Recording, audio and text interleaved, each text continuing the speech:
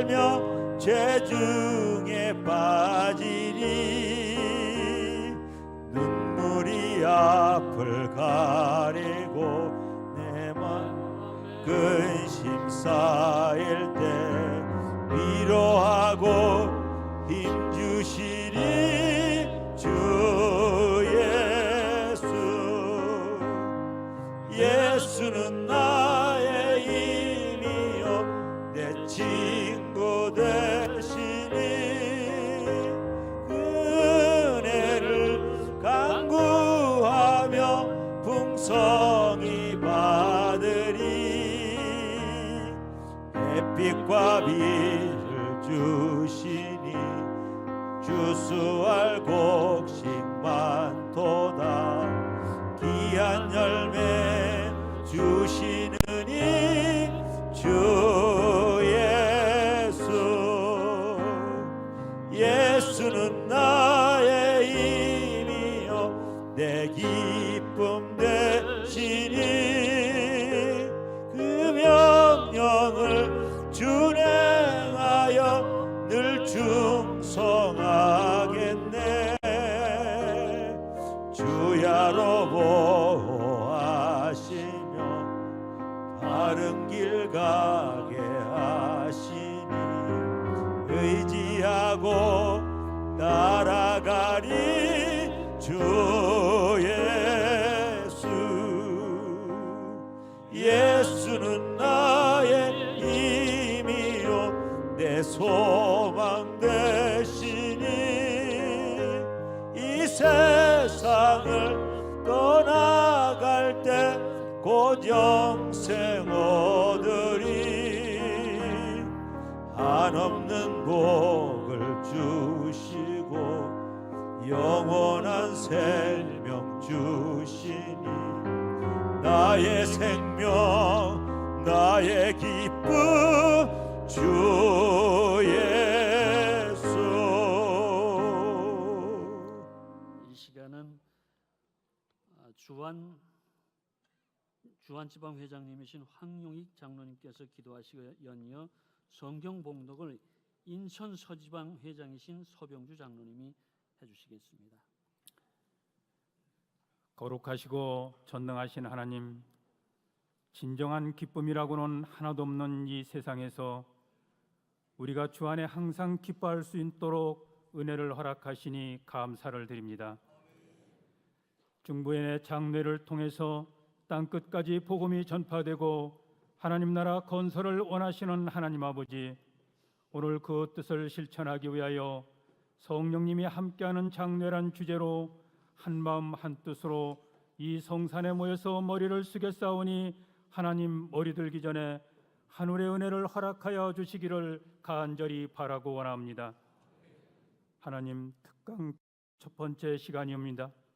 주님께서 가장 귀히 쓰시는 하나님의 종 한상호 목사님을 단에 세우시고 능력의 두루마기를 덧입혀 주시사 하나님의 말씀을 대언하실 때 말씀을 사모하여 머릿속인 온 성도들에게 소망이 넘치게 하여 주시옵소서.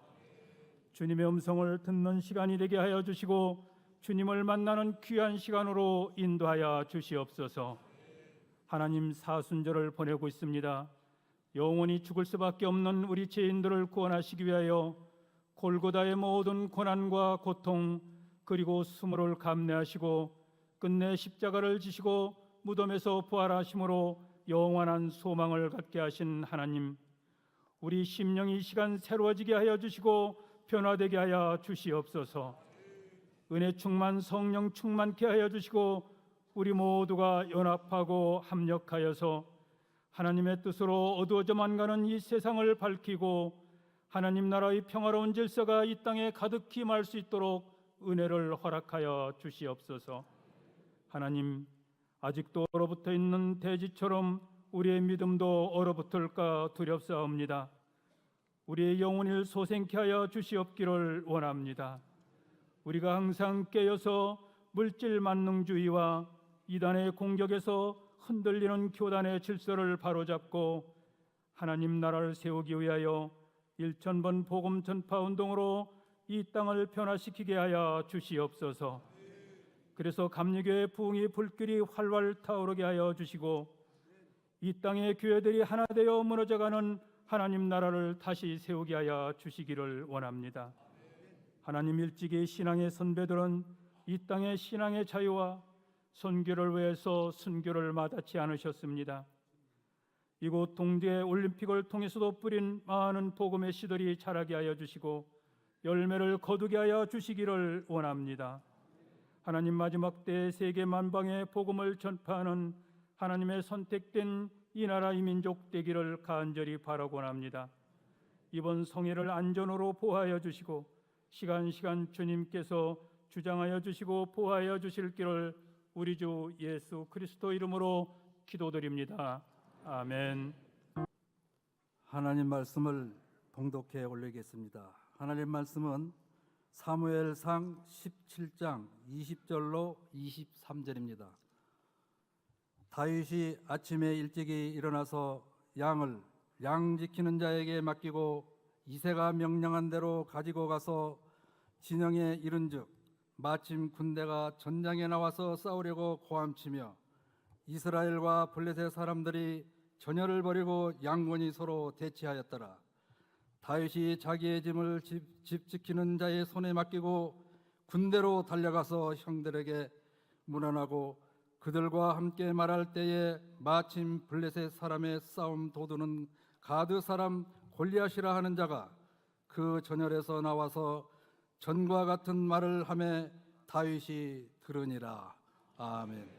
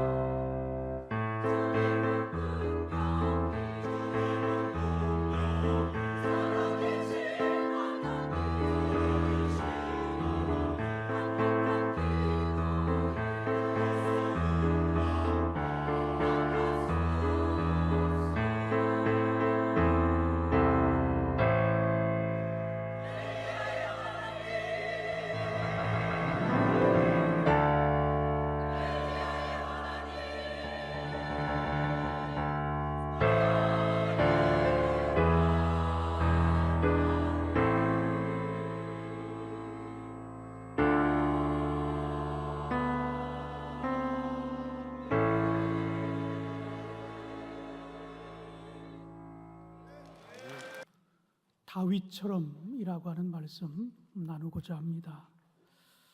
먼저 좀 무거운 질문을 여러분에게 좀 드리고 싶습니다. 누구보다도 교회를 오랫동안 섬겨오셨던 장로님 네 분들이고, 또 교회에서 가장 또 무거운 짐을 지고 계신 분들이기에 우리가 한 번쯤은 이런 고민을 좀 해야 되지 않을까 이렇게 생각을 하는데, 여러분 교회에 지난 10년 동안 교회 학교가 어떤 그래프를 그리고 있는지 한번 여러분 관심 있게 보신 적 있습니까? 교회 학교가 있는지, 청소년부가 있는지, 청년부가 있는지, 아니면 청장년회가 있는지 한번 여러분 교회를 한번 돌아볼 수 있는 시간이 됐으면 좋겠습니다.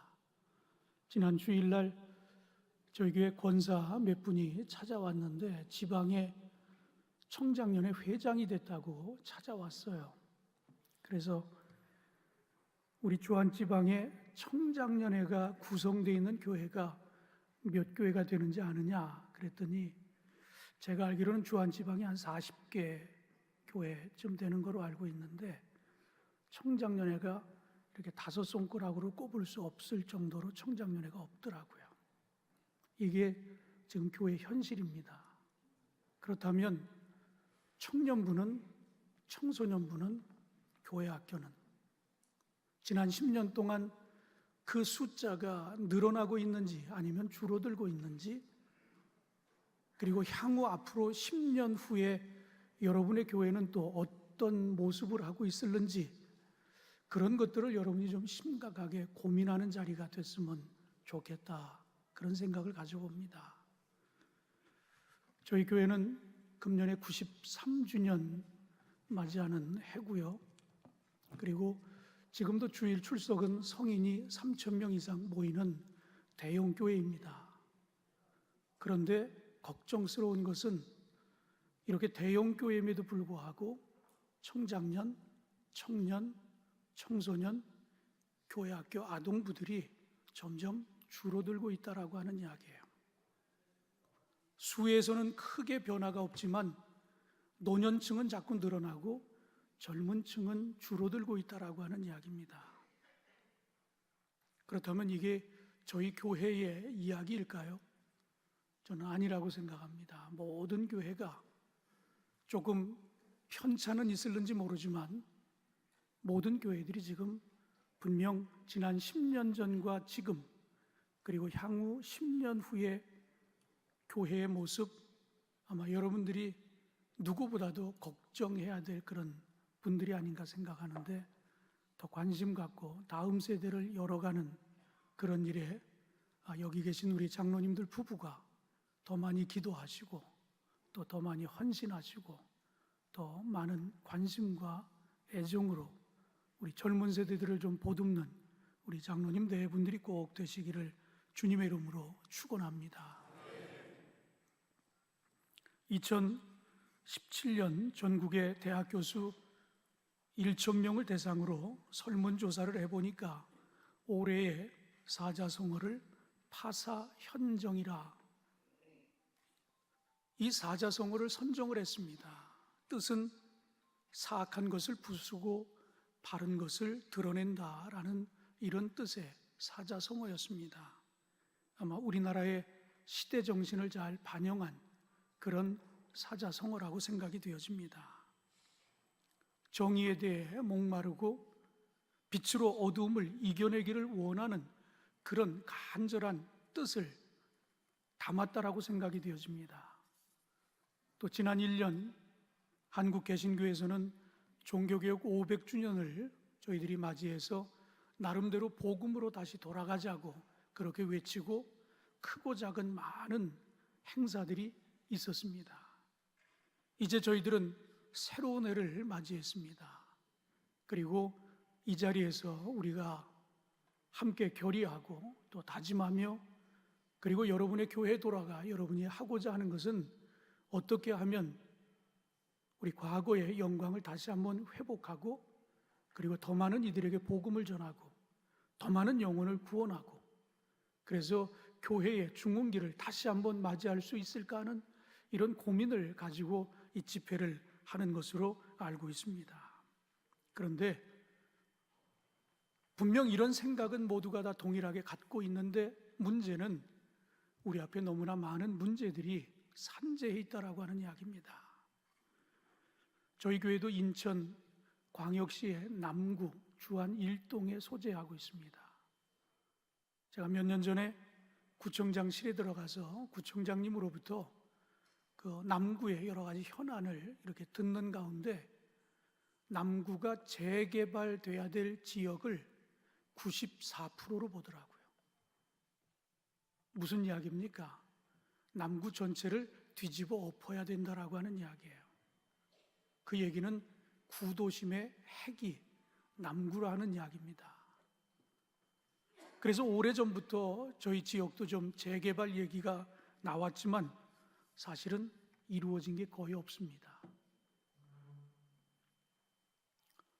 이처럼 교회가 뭘 하고 싶어도 여러 가지 국가적인 그리고 지역적인 이런 문제들 때문에 하고자 하는 일들을 잘 못할 때가 많습니다.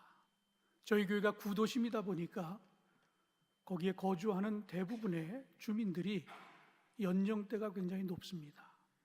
그래서 인구 센서스 했던 것을 저희들이 자료를 다 뽑아 보니까 젊은 세대는 점점 빠져나가고 그리고 고령화되어지는 그런 세대로 그 지역이 정착돼 가고 있는, 그래서 젊은 세대들이 빠져나간 그 자리에는 외국인들이 들어와 그 수를 채우고 있는 이런 모습을 봤습니다.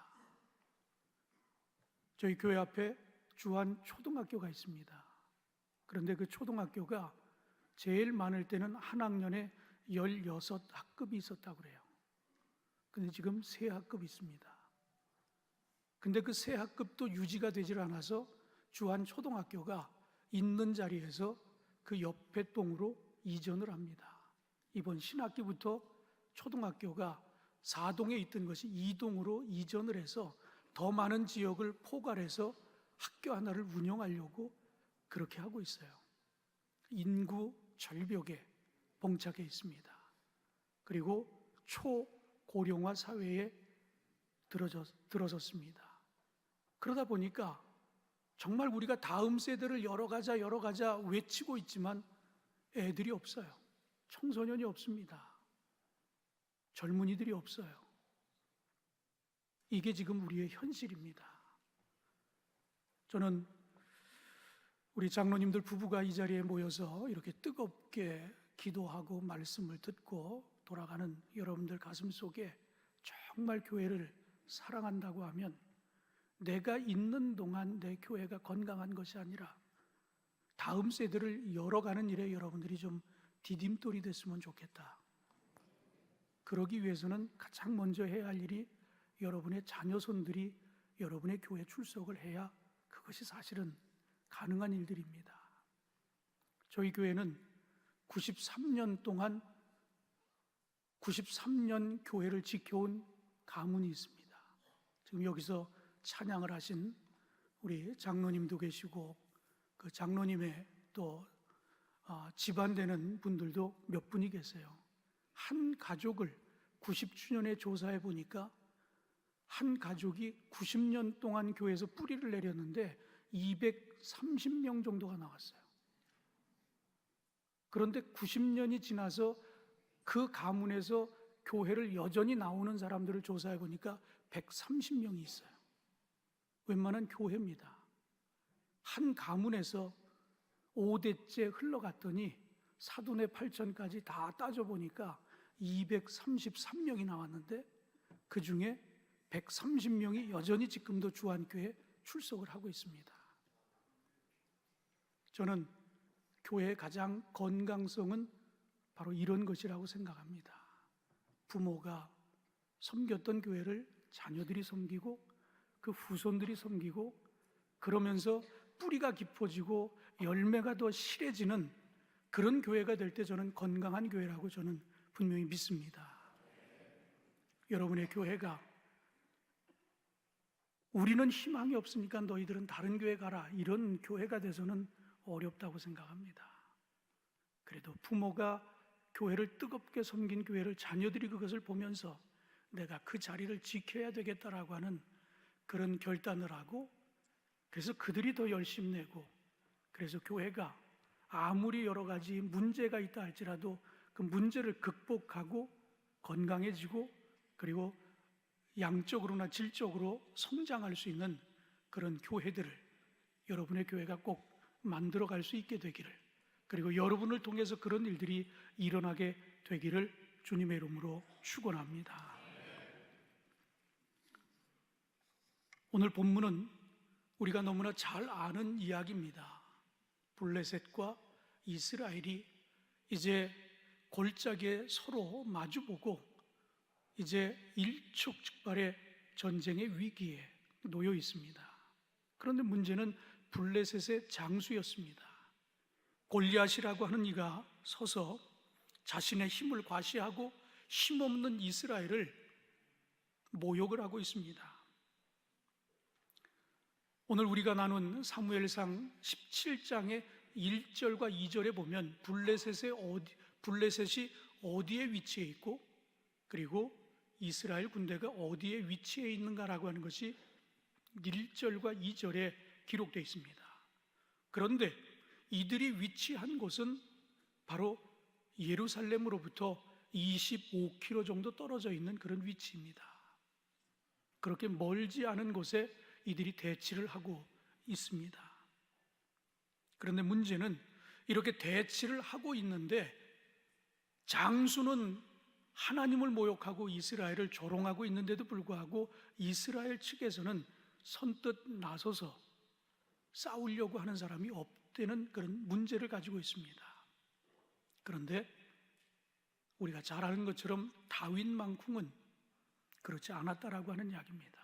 그렇다면 이스라엘 군대가 보여준 모습과 그리고 이 다윗이 보여준 모습 속에서 우리가 반드시 취해야 할 태도가 있다라고 생각하고, 우리의 부끄러운 모습을 이스라엘 통해 만나기 바라고, 그리고 다윗을 통해 우리가 안고 있는 문제를 극복할 수 있는 저와 여러분이 꼭 되시기를 주님의 이름으로 축원합니다. 첫 번째로 이스라엘 백성들은 이 블레셋 장수의 그 하나님 모욕과 그리고 힘없는 이스라엘을 조롱하는 그 조롱에 도망을 치고 맙니다. 그런데 다윗은 도망을 치지 않았다라고 하는 이야기예요. 우리 앞에 많은 문제들이 있는데 그 문제를 극복하기 위해서 우리에게 꼭 필요한 것이 있다라고 하면 도망치지 않는 것이다라고 하는 이야기입니다. 우리는 문제를 만나면 문제가 너무 커 보이니까 아예 도전도 하지 않고 지레 겁을 먹고 도망치는 경우가 너무나 많이 있습니다. 그런데 다윗은 그렇게 하지 않았다라고 하는 이야기예요. 오늘 본문 10절에 보면 그 블레셋 사람이 또 이르되 내가 오늘 이스라엘의 군대를 모욕하였으니 사람을 보내어 나와 더불어 싸우게 하라 한지라. 처음에 등장했는데 어마어마한 덩어리가 딱 버티고 서서는 이스라엘을 조롱하고 있습니다. 그런데 이스라엘 백성들은 그것을 보고 가까이 가서 보지도 못하고 멀찍이서 보고는 지레 겁을 먹고 도망을 치고 있습니다. 그런데 이게 하루 이틀이 아니라 40일 동안 매일 나타나서 한 번씩 조롱하고 겁박하고, 그런데도 누구 하나 나서서 대항하는 사람이 없었다라고 하는 이야기입니다. 11절 말씀에 사울과 온 이스라엘이 블레셋 사람의 이 말을 듣고 놀라 크게 두려워하니라. 싸울 생각은 하지 않고 겁부터 집어먹고 있었다라고 하는 이야기예요. 그것도 40일 내내 이렇게 하고 있는데 누구 하나 나서지 않았다라고 하는 이야기입니다. 오늘 본문의 24절에 보면 이스라엘 모든 사람이 그 사람을 보고 심히 두려워하여 그 앞에서 도망하며 라고 기록되어 있습니다. 우리 성경에는 그를 보고 두려워서 도망했다라고 그렇게 기록을 하고 있습니다. 그런데 원문을 보면 그렇게 기록되어 있지 않습니다. 원문에는 도망부터 쳤다고 그랬어요. 도망치면서 두려워했다고 그랬습니다. 이 순서가 바뀌어져 있습니다. 우리 성경에는 보니까, 멀찍이 보니까 어마어마한 덩치가 딱 버티고 있는데 싸울 상대가 될 것 같지 않으니까 도망부터 쳤다라고 하는 거예요.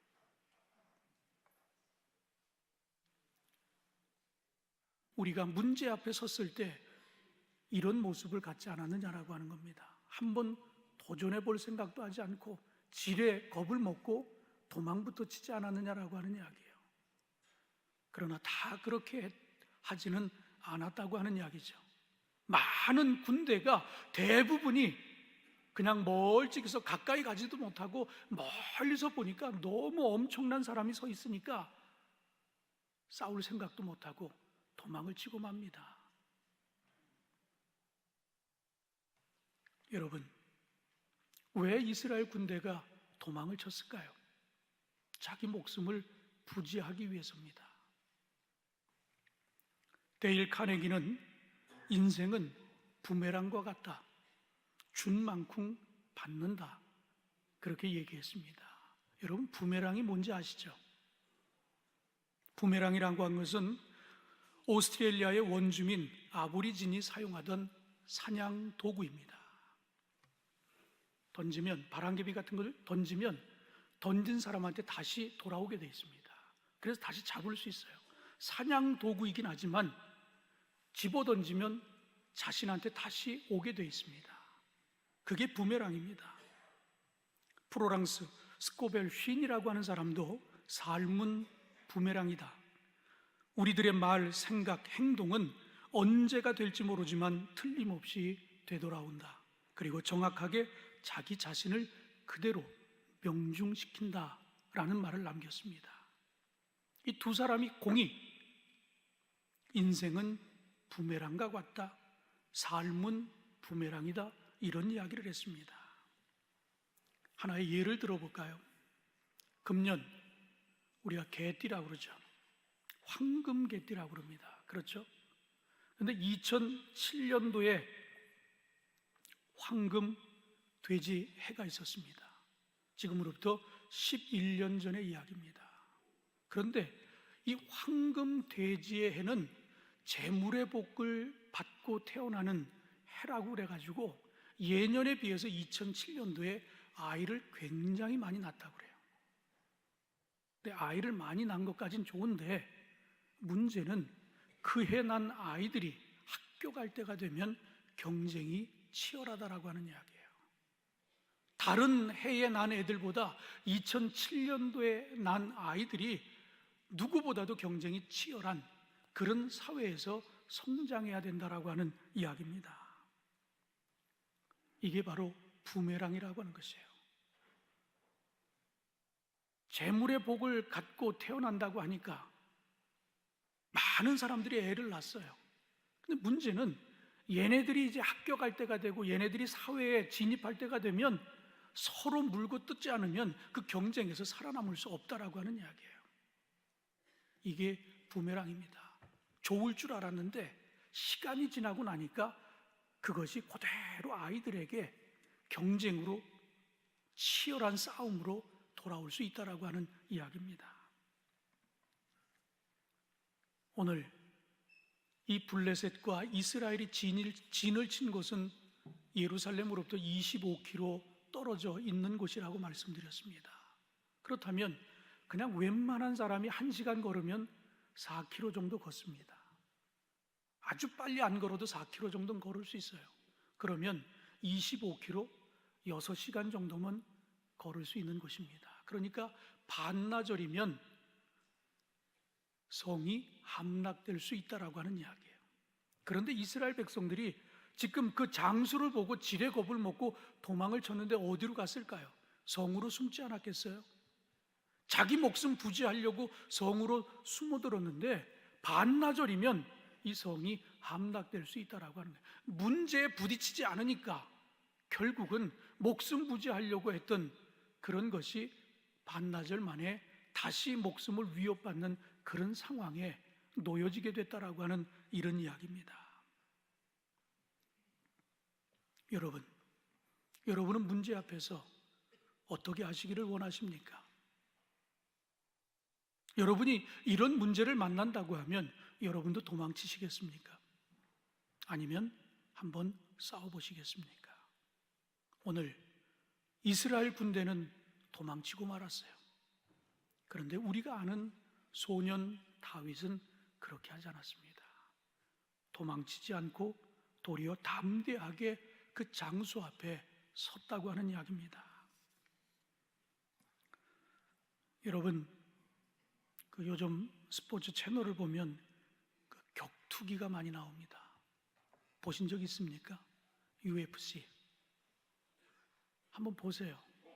그걸 보면 한 번 수세에 몰려서 뒤로 밀리죠? 그러면 거의 경기는 끝이 납니다. 밀리면 끝장이 나요. 서로 맞서지 않으면 그래도 서로 맞설 때에는 시간을 좀 끌 수 있어요. 그리고 전세가 역전될 수도 있습니다. 그런데 한 번 뒷걸음치기 시작해서 코너에 몰리기 시작하면 대부분 격투기는 거기서 끝나버립니다. 여러분 앞에 문제에 대해서 다시 한번 여러분이 한번 생각해 보면서 내 앞에 있는 이 문제를 내가 극복하고 넘어설 것인가, 아니면 이스라엘 백성처럼 도망칠 것인가. 한 번 물러서기 시작하면 계속 문제가 생길 때마다 이 핑계 저 핑계 대면서 물러설 수밖에 없습니다. 그러나 한 번 극복하고 나면 용기가 생깁니다. 경험이 있습니다. 그러면 여러분이 반드시 문제를 극복하리라 저는 확신합니다. 그런 우리 장로님 또 우리 권사님들 꼭 되시기를 주님의 이름으로 축원합니다. 전 세계 500대 기업을 대상으로 경영 컨설팅을 하고 있는 가오 위안의 책 리스트의 힘이라고 하는 곳에 보면 그 책에 이런 이야기를 하고 있습니다. 문제를 해결하기 위해서는 리스트를 작성하는 것이 중요하다라고 하는 이야기를 합니다. 리스트를 작성하다 보면 문제가 보인다라고 하는 이야기예요. 나도 몰랐는데 쭉 적다 보니까 그 적는 가운데 리스트에서 내 회사의 문제가, 이 경영에 무슨 문제가 있는지가 보여진다라고 하는 이야기입니다. 그래서 리스트를 작성하다 보면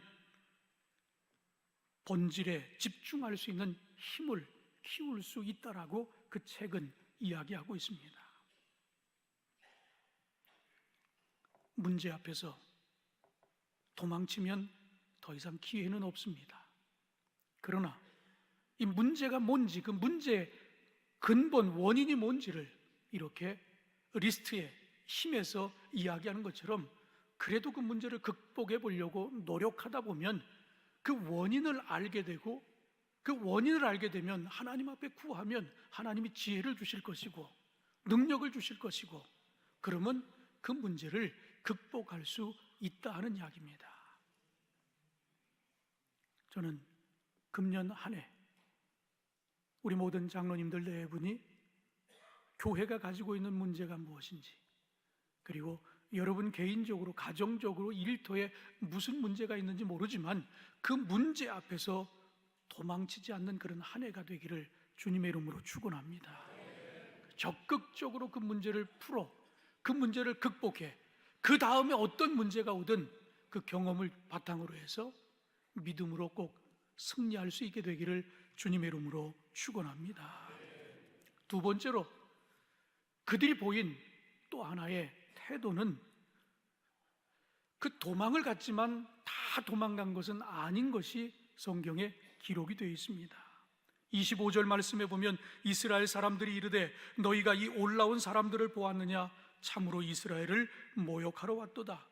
그를 죽이는 사람은 왕이 많은 재물로 부하게 하고 그의 딸을 그에게 주고 그 아버지의 집을 이스라엘 중에서 세금을 면제하게 하시리라. 이 이야기는 다 도망간 줄 알았는데 일부 남아있는 사람들이 한 이야기입니다. 저 장수를 때려 눕히면 왕이 이러이러한 것을 가지고 보상한다고 했는데 이런 이야기를 하고 있는 거예요.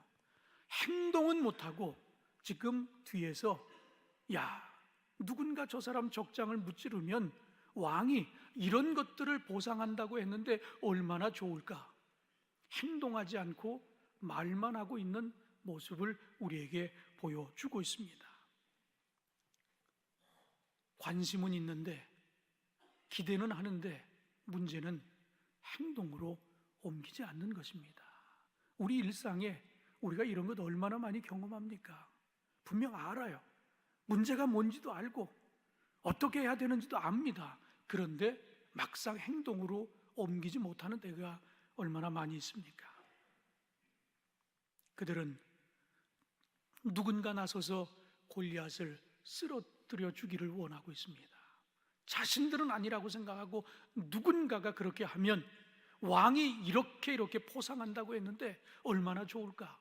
그들은 계속해서 말만 하고 있습니다. 행동으로 옮기지 못하는 우리의 모습이 이 이스라엘 군대의 모습과 비슷하지 않습니까? 선한 그리스도인으로 살고자 하지만 스스로에게 타협하는 우리의 모습과 너무 비슷하지 않느냐 하는 이야기입니다.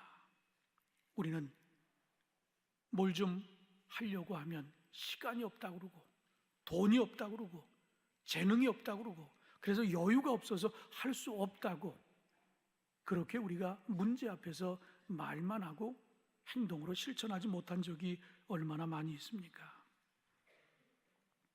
26절 말씀해 보면 다윗은 골리앗의 모욕을 듣고 왜 그가 하나님의 군대를 모욕하느냐고 분노하고 있습니다. 군인들이 서로 이야기하는 것을 들어보니까 왕이 이러이러한 것들로 포상한다라고 하는 이야기만 하고 군인들이 나서지 않는 모습을 보면서, 아니 저 적장이 하나님을 모욕하고 우리를 조롱하는데 왜 우리가 가만히 있느냐고 하는 그런 분노를 하고 있습니다. 군인들은 그를 죽이면 무엇을 얻을까? 여기에만 관심을 갖고 있습니다.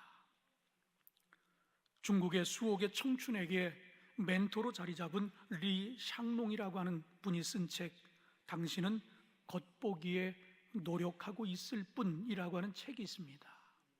근데 이 책에 몇몇 사람의 예를 소개하고 있습니다. 그 중에 하나가 샤오바이라고 하는 여학생에 관한 이야기입니다. 이 리샹농에게 멘토가 돼서 자신에게 여러 가지 조언을 해줄 것을, 그래서 서로 SNS로 주고받으면서 좋은 책을 추천해달라고, 그리고 좋은 영화를 추천해달라고 조르는 여학생이었어요. 그래서 이 리샹농은 그 여학생에게 좋은 책을, 좋은 영화를 계속해서 추천해 주었습니다. 그리고 이 친구는 그 영화를 보았습니다. 그러면 중국판 트위터인 웨이보에 이 여학생은 자신이 뭘 봤고 어떤 책을 읽었고 그런 걸 올려놓으면 또 그 팔로우들이 좋아요 막 올려대니까 그 숫자가 늘어나는 것을 보면서 희열을 느꼈던 여학생이었어요. 어느 날 그렇게 많은 책을 권하고 그렇게 많은 좋은 영화를 권했으니까 이 류샹릉이 그 여학생에게 물었습니다. 지난번 추천해준 책에서 가장 많이 기억에 남는 것이 뭐냐고 물었습니다. 그랬더니 이 여학생은 글쎄요, 잊어버렸습니다 라는 대답이 왔습니다. 또 하나의 여학생의 이야기입니다. 샤오루아라고 하는 이 친구에게도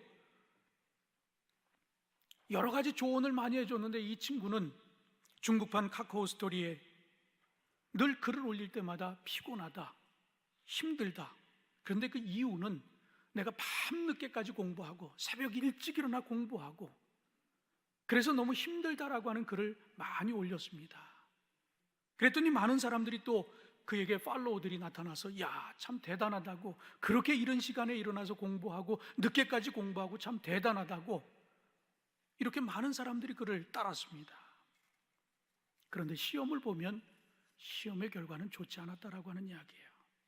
그러면서 이 리샹농은 이 두 학생의 이야기를 소개하면서 그들은 모든 것을 남들 보기에 좋도록 노력을 했지 실제적으로 그것이 자신에게 지혜를 더하거나 지식을 더하거나 달라진 면이 없었다라고 하는 것을 꼬집고 있습니다.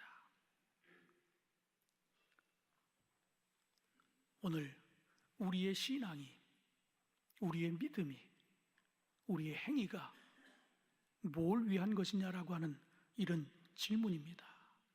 내가 그동안 노력해온 것이 하나님에게 잘 보이려고, 아니면 목사님에게 잘 보이려고, 아니면 나를 따르는 권사님이나 집사님들에게 그래도 믿음의 선배로서 좋은 모습 보이려고 거기에만 노력을 했느냐라고 하는 겁니다. 저도 이제 아이가 결혼을 해서 저하고 같이 살고 있어요. 2년 동안 지금 같이 살고 있습니다. 그런데 같이 살면서 제일 두려운 게 그거예요. 제 민낯이 보여지잖아요, 우리 며느리한테. 목사인데 집에서 책을 읽는 모습을 보여주거나 성경을 읽는 모습을 보여주거나 기도하는 모습을 보여줘야 되는데 맨날 텔레비 앞에 앉아가지고 스포츠 중계나 보고 아니면 드라마 보고, 그러면 며느리가 야, 목사도 별 수 없구나, 그러면 안 되잖아요. 그러니까 그게 제일 두렵더라고. 여러분, 누구에게 보여주기 위해서 신앙생활 하십니까? 저는 그래도 감사한 건 저희 아들이 이제 금년에 집사가 됐어요. 그리고 저희 아들이 신앙생활을 꽤 잘합니다. 중고등부 교사도 하고, 원래 주차요원은 청장년이 하게 돼 있는 거예요, 저희 교회에서는. 그런데 우리 아들은 청년 때에도, 결혼하기 전에도 자기가 자원을 해가지고 교사를 하면서도 짬을 내가지고 주차요원도 했어요. 결혼하고도 계속해서 주차요원도 하고 청소년부 교사도 하고 있어요. 모범입니다. 감사해요. 그래도 아빠 하는 거 봐가지고는 그런 거 안 할 수도 있을지도 모르겠는데, 그래도 감사하게 신앙생활을 잘 하는 것이 너무나 감사해요. 우리 며느리가 집사가 못 됐어요. 그래서 연말에 당회 전에 이 후보들이 올라왔는데 우리 며느리 이름이 없는 거예요. 아이들이 나이가 동갑이고 나름대로 뭐 청장년 속회도 잘하고 예배도 잘 드리는 것 같은데 보니까 점수가 모자란 거예요. 그 점수가 왜 모자란가 그랬더니 봉사 점수가 모자란 거예요. 훈련도 받았는데 우린 제자 훈련을 받지 않으면 안 되거든요, 집사가 되려면. 제자 훈련도 받았고 뭐 속회도 드리고 예배도 드리고, 그런데 보니까 점수가 모자라요. 근데 우리 아이는 주차 봉사도 하죠, 교사도 하죠. 근데 우리 며느리는 그 봉사를 안 한 거예요. 그래서 금년에 야, 너도 집사 되려면 뭐 하나 봉사는 해야 되지 않느냐. 그래서 지금 성가대를 하고 있어요. 여러분, 여러분의 자녀들에 대해서 이런 관심이 있습니까? 집사 되는 거, 권사 되는 거, 또 여러분의 대를 이어서 장로가 되는 거, 이게 얼마나 귀한 일입니까?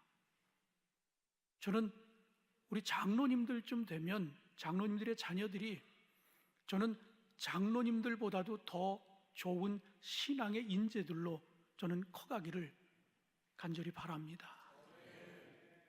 저희 아이에게 저는 신학을 하라고 하는 이야기를 한 번도 해본 적이 없어요.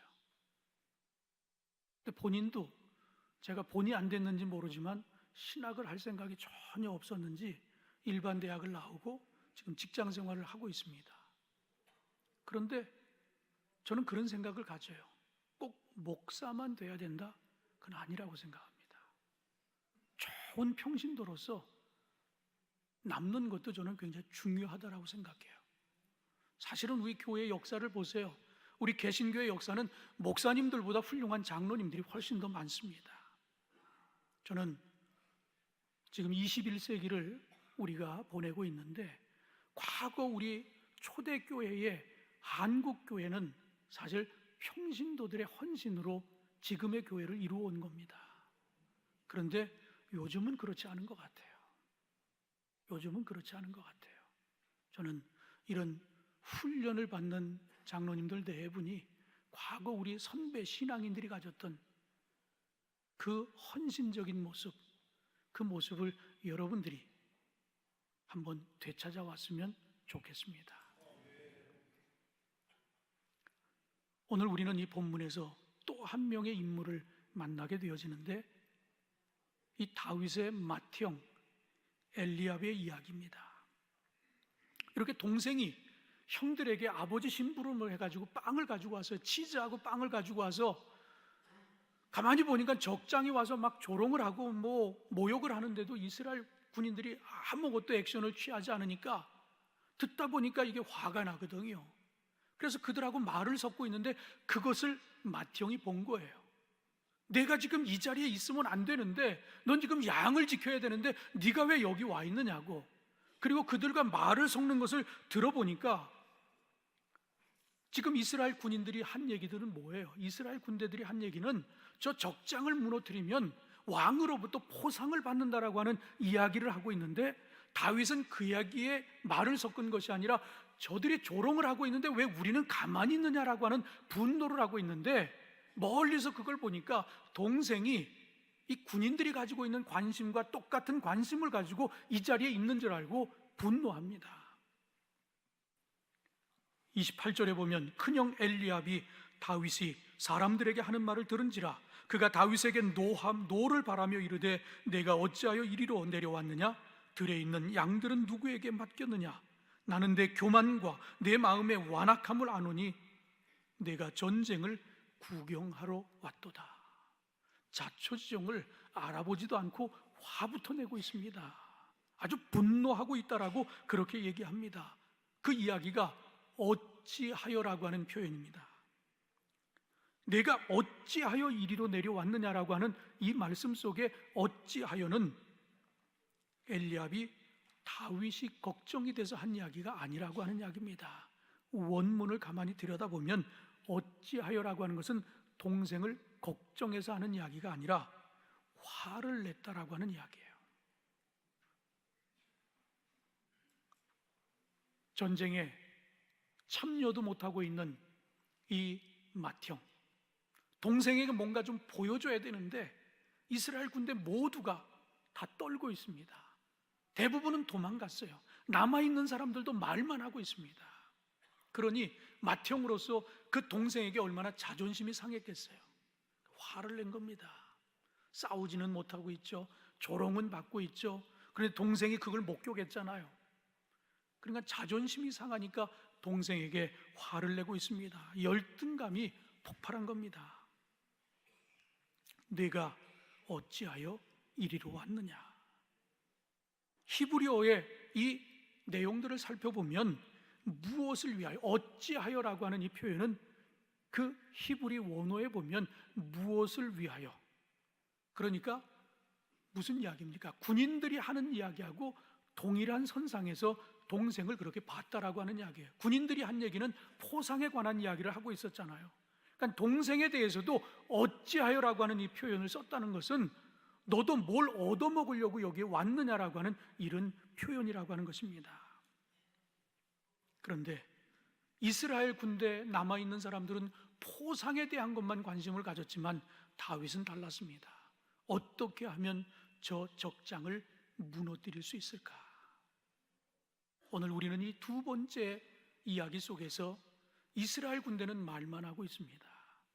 큰형 엘리압은 나타나더니 뭐라고 그럽니까? 화부터 냅니다. 트집을 잡습니다.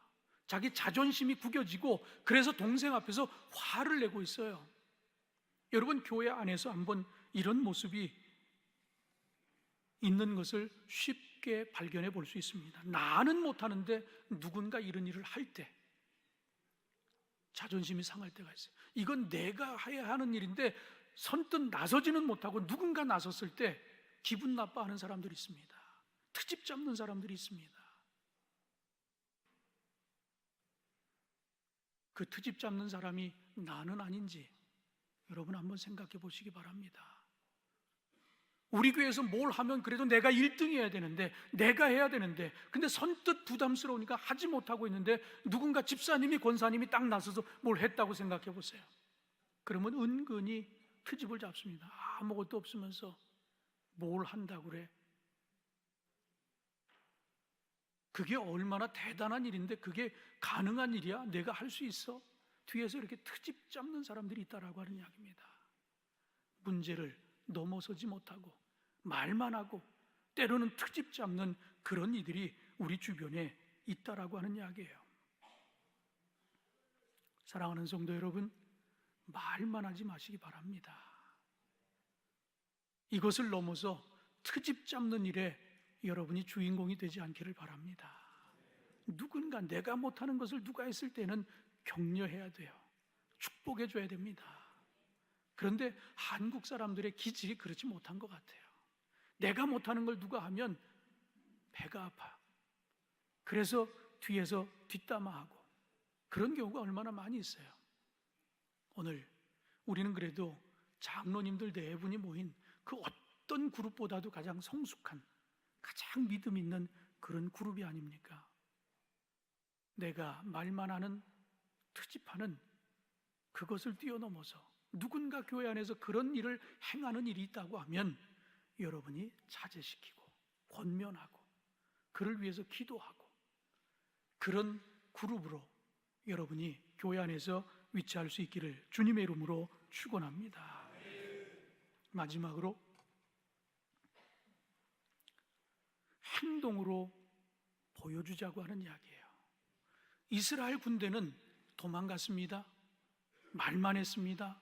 그 가운데는 트집 잡는 사람도 있었어요. 그런데 그들은 행동하지 않았지만 다윗만큼은 행동으로 보였다라고 하는 이야기입니다. 내가 해야 할 일은 저 적장을 무찌르는 것이다라고 하는 그런 생각이 딱 꽂혔어요. 그러니까 군인들도 엄두를 내지 않는데 이 소년 다윗이 적장 앞에 나섭니다. 오늘 본문 32절 말씀에 보면 다윗이 사울에게 말하되 그로 말미암아 사람이 낙담하지 말 것이라 주의 종이 가서 저 블레셋 사람과 싸우리이다. 사울 왕에게 나아가서 이 소년이 걱정하지 마십시오, 내가 싸우겠습니다라고 용기를 내고 있습니다. 저는 금년 한 해 여러분의 삶의 모습이 이런 적극적인 모습이 됐으면 좋겠습니다. 신앙도 또 여러분 생활에 있어서도 도망치지 말고 말만 하지 말고, 그래서 그 타이밍을 놓치지 말고 행동으로 옮기셔서, 다윗은 행동으로 옮겨 결국에는 적장을 쓰러뜨렸습니다. 금년 한 해 문제를 극복하는 그런 한 해가 꼭 되시기를 주님의 이름으로 축원합니다. 다윗이 이렇게 할 수 있었던 것은 확신이에요. 왜? 지금까지도 하나님이 나와 함께 하셨다라고 하는 그 믿음이 있었기 때문에 하나님이 함께 하시면 못할 일이 없다라고 하는 그 믿음이 그 거대한 적장 앞에 나설 수 있었던 것입니다. 주변에서 응원하는 사람이 없어요. 혀를 찹니다. 뭘 몰라서 그런다라고 이야기하고 있어요. 왕이 내 갑옷도 가져가고 내 칼도 가져가고, 그런데 나한테 맞지 않는 거예요. 익숙치 않습니다. 왕이 권하는 방식을 내려놨어요. 주변의 사람들이 뭐라고 하든 흔들리지 않았습니다. 내 방식이 뭡니까? 광야에서 양떼들을 지킬 때 그가 물맷돌, 그것 가지고 나아갑니다. 그러니 이스라엘 군대도 그를 비웃습니다. 왕도 그냥 혀를 찹니다. 왜? 승산이 없는 싸움이라고 여겼기 때문이에요. 그런데 점점 가까이 다가오는데 골리앗이 보니까 어때요? 조그만 아이가 나오고 있거든요. 그러니 얼마나 비웃었겠어요. 그런데 상대적으로 다윗은 그렇지 않았습니다. 골리앗이 다윗을 보면서 44절에 보면 그 블레셋 사람이 또 다윗에게 이르되 내게로 오라 그렇게 청했어요. 그 이야기는 뭡니까? 여러 가지 이유가 있겠지만 몸집이 크니까 둔할 수 있어요.